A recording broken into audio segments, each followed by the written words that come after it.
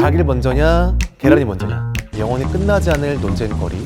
사업 구분 시 개인 사업자 vs 법인 사업자입니다. 무조건 법인 사업자가 낫습니다.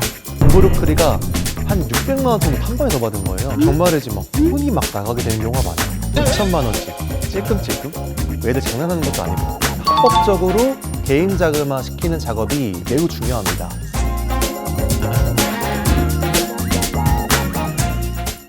안녕하십니까, 김용범 세무사입니다. 오늘의 주제는요, 사업주분들의 대표적인 고민거리죠. 닭이 먼저냐 계란이 먼저냐, 영원히 끝나지 않을 논쟁거리. 사업 구분 시 개인 사업자 vs 법인 사업자입니다.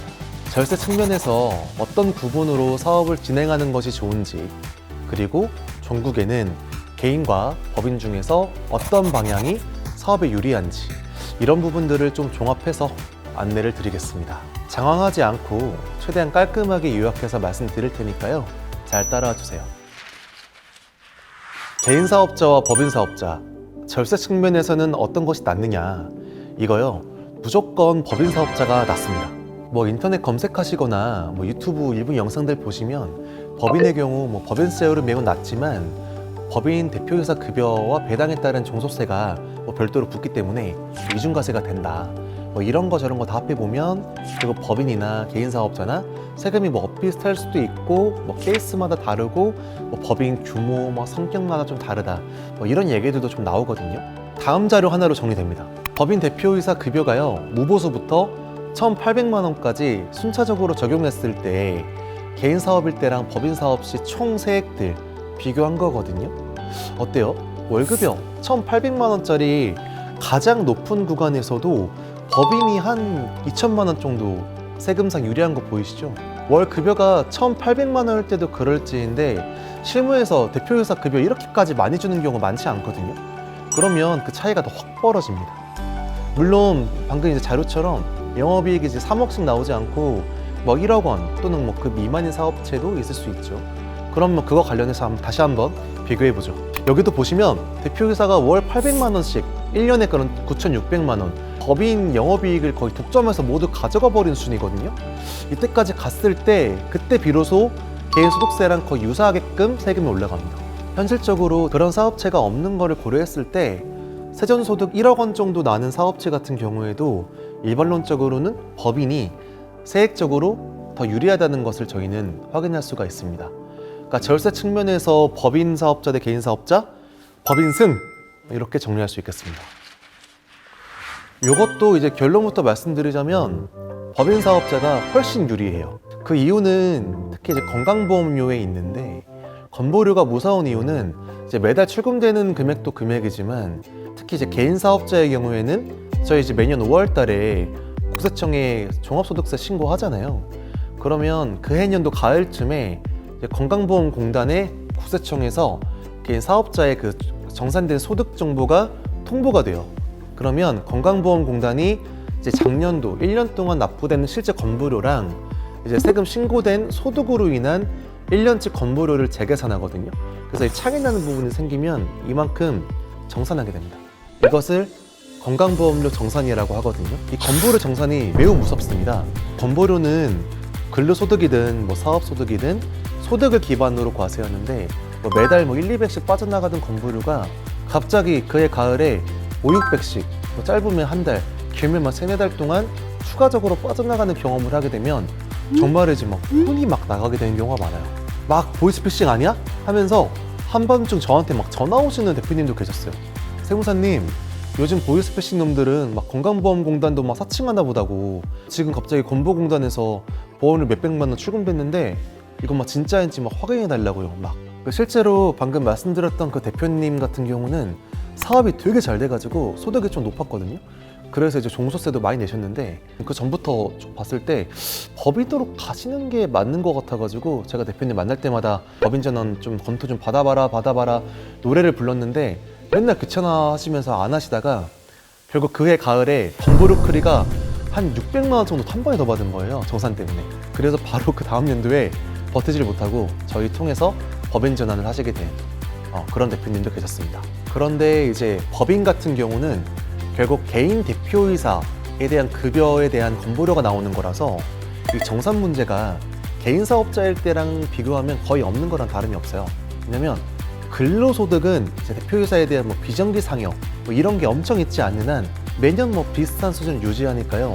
뭐 정산되는 일도 없거나 되게 적겠죠. 따라서 부담하는 건강보험료의 기준이 개인 사업자의 사업소득이냐, 법인 사업자의 대표이사 근로소득이냐에 따라서 건보료 부담 차이가 굉장히 많이 나고, 이런 관점에서 근로소득을 기반으로 하는 건보료가 산출될 수 있는 이 법인 환경이 4대 보험료 관점에서도 훨씬 낫다. 이렇게 정리할 수 있겠습니다. 이건 뭐 말할 것도 없이 법인이 유리하죠. 아직 대한민국은 조금 보여주기가 중요한 나라이기도 하고, 뭐 이런 부분들을 좀 차치하더라도 개인 사업자보다는 법인 사업을 영위하는 것이 뭐 재무적인, 영업적인, 투자적인 관점에서 봤을 때도 훨씬 더 낫다고 봐야 되겠죠.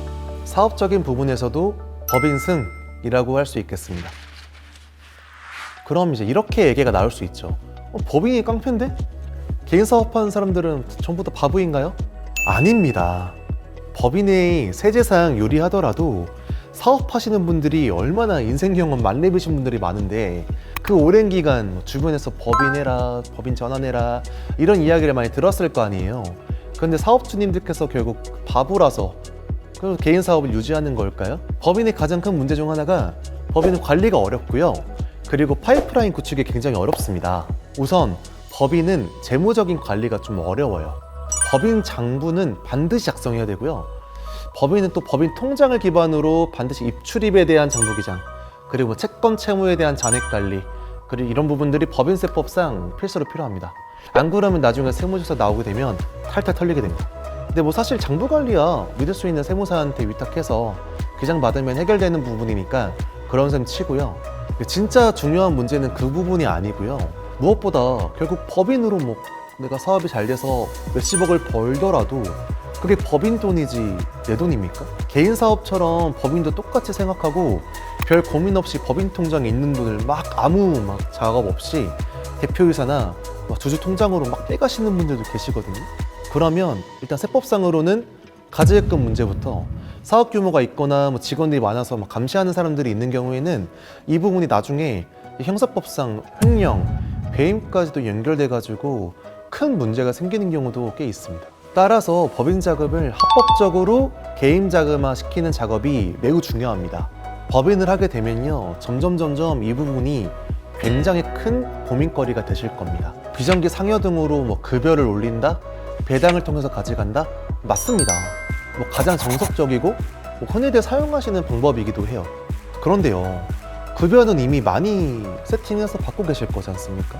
상여 올리게 되면요, 그만큼 또 4대 보험, 세금 부담하시게 되고요. 배당으로 받더라도 배당도 결국 금융소득의 일종이기 때문에 1년에 2천만 원 이상이 받게 되면 종합소득에 합산해야 돼서 마찬가지로 세금 문제가 크게 생깁니다. 기껏 법인화했더니 급여와 배당만으로 대표이사 파이프라인 구축하라는 이야기, 이건 좀 상당히 무책임한 소리예요. 대표님들 입장에서는 곡소리가 절로 나오고, 내가 이렇게 내 돈 가지가지도 못하려고 법인했나, 이런 소리가 나오게 되는 이유인 것이죠.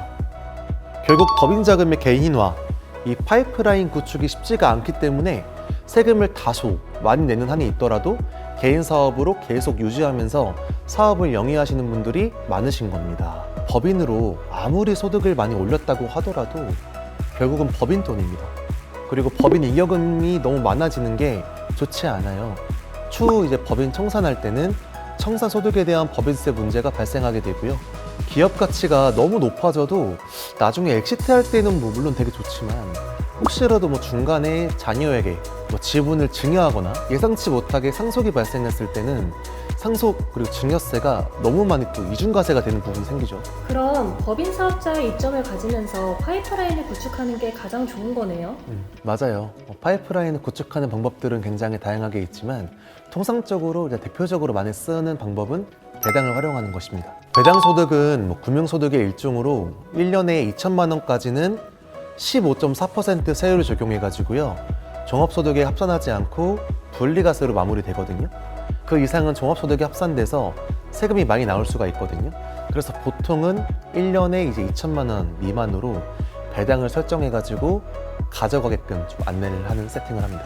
근데 이게 뭐예요? 1년에 2억 원도 아니고 2천만 원씩 찔끔찔끔? 애들 장난하는 것도 아니고요.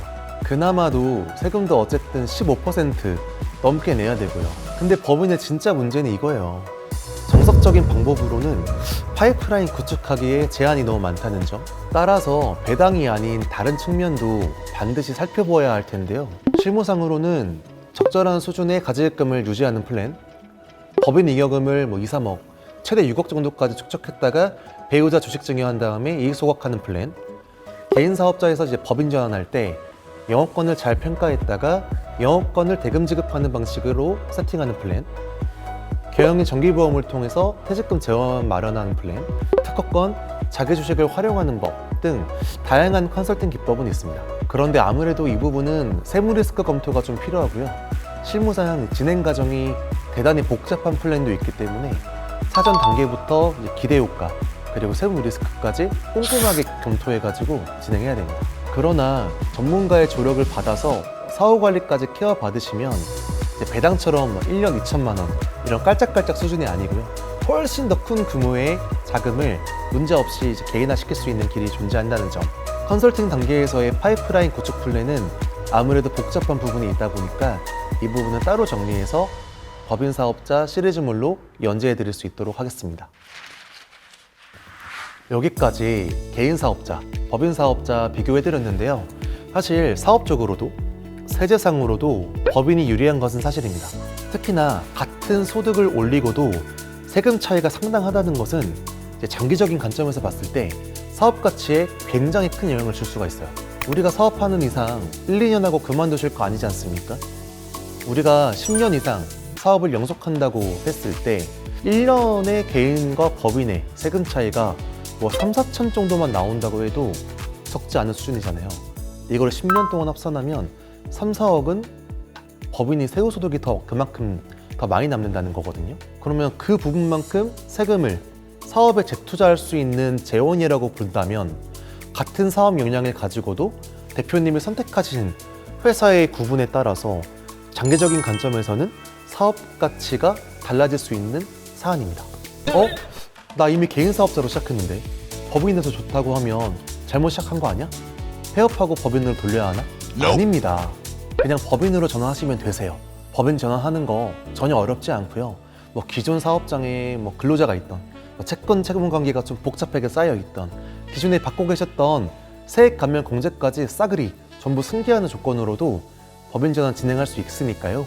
법인 전환이나 법인 사업자 세무에 대해서 더 궁금하신 분들이 계시면 댓글 남겨주시거나 저희 회사로 연락 주시면 더욱더 자세하게 직접 상담해주고 안내해드릴 수 있도록 하겠습니다. 법인 사업자의 경우에는 파이프라인 구축이 굉장히 중요하다고 말씀드렸죠. 다음 영상에서는 배당 전략뿐만 아니라 가지금, 영업권, 자기주식, 배우자 주식 증여, 이익 소각 같은 요즘 핫한 포인트까지 원큐에 제가 정리해가지고요. 이 부분에 대해서 더욱더 심도 있는 컨텐츠 준비해가지고 공유드리겠습니다. 그러면 다음 영상에서 인사드리겠습니다.